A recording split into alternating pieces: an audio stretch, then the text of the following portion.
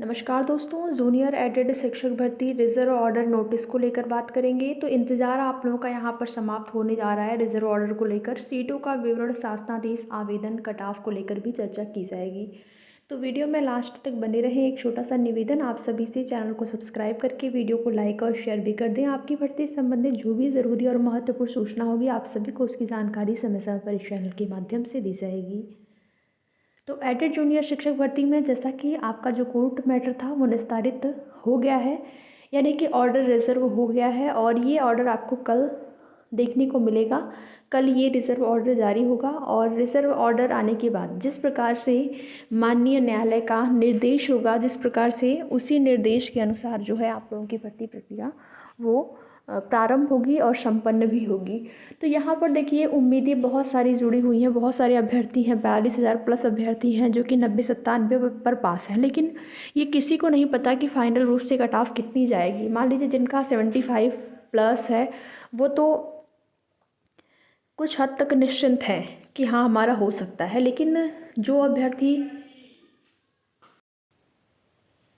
लेकिन आप सभी यहाँ पर देखेंगे कि सीटों का अभी कुछ पता नहीं है कितनी सीटें हैं।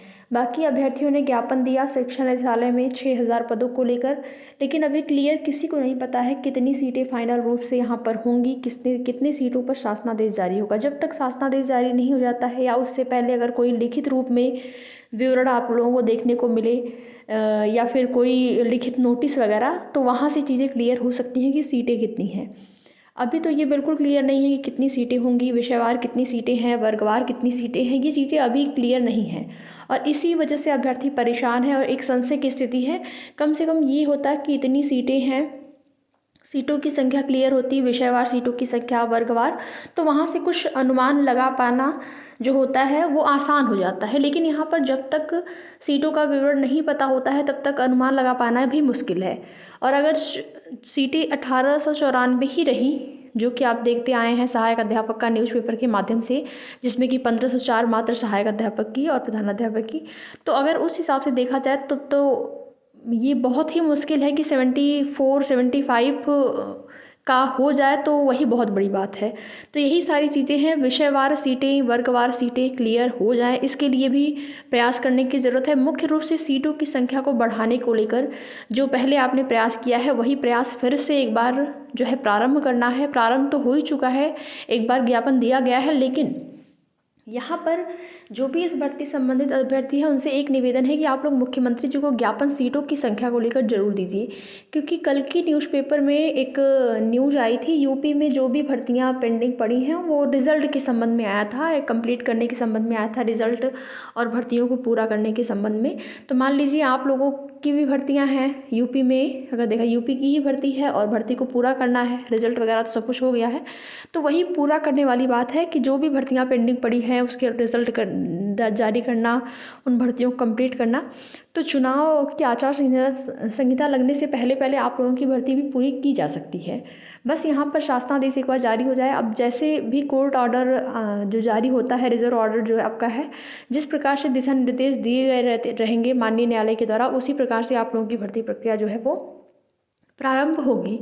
तो सीटों की संख्या को लेकर जो स्थिति है वो स्पष्ट नहीं है, इस वजह से बहुत ज़्यादा परेशानी यहाँ पर अभ्यर्थियों को हो रही है। ये कहेंगे कि देखिए, सीटें एक बार स्पष्ट हो जाती तो फिर एक अनुमान लगा पाना भी जो है आसान हो जाता है कि कट ऑफ कितनी जा सकती है। अभ्यर्थी स्वयं अनुमान लगा लेते हैं कितने अभ्यर्थी पास हुए हैं, कितने अभ्यर्थी अलग अलग विषयवार परीक्षा दिए हैं। ये सारी चीज़ों को देखकर, आंकड़ा लगाकर एक अनुमान लगाया जा सकता है, जिससे कि हो सकता है कि अनुमान में 1-2 नंबर आगे पीछे हो, लेकिन ज़्यादा अंतर नहीं होता है। लेकिन यहाँ पर सीटें ही जब कन्फर्म नहीं है तो फिर मुश्किल हो जाता है अनुमान लगाना। और शासनादेश की बात करें तो जो भी आपकी सीटें रहेंगी, फाइनल रूप से जितने भी सीटों पर भर्ती कराना होगा उतने ही सीटों के लिए शासनादेश जारी होगा। उसके बाद 90-97 पास जो अभ्यर्थी हैं उनसे आवेदन लिए जाएंगे, फिर लास्ट में जो है कट ऑफ, मेरिट, ये सारी चीज़ें होंगी। तो यहाँ पर अब कम से कम जो रिजर्व ऑर्डर है उसको लेकर आपका इंतज़ार कल समाप्त होने जा रहा है और कल ही दिशा निर्देश जो भी जिस प्रकार से दिया गया रहेगा, उम्मीद है कि कल से ही आप लोगों की भर्ती प्रारंभ हो जाए। बाकी आगे की जो भी अपडेट होगी आप सभी को उसकी सूचना दी जाएगी। तो वीडियो में लास्ट तक बने रहने के लिए आप सभी का बहुत बहुत धन्यवाद। और एक अपडेट है, यूपी ट्रिपल एससी से जो भी अभ्यर्थी पीईटी 2023 की परीक्षा दिए हैं उनके लिए अच्छी खबर है। अगर लेखपाल भर्ती की तैयारी करना चाहते हैं आप लोग, तो लेखपाल भर्ती का विज्ञापन 2023 से आने की उम्मीद बहुत ज़्यादा हो गई है और लगभग 4700 पदों का अधियाचन प्राप्त हो चुका है।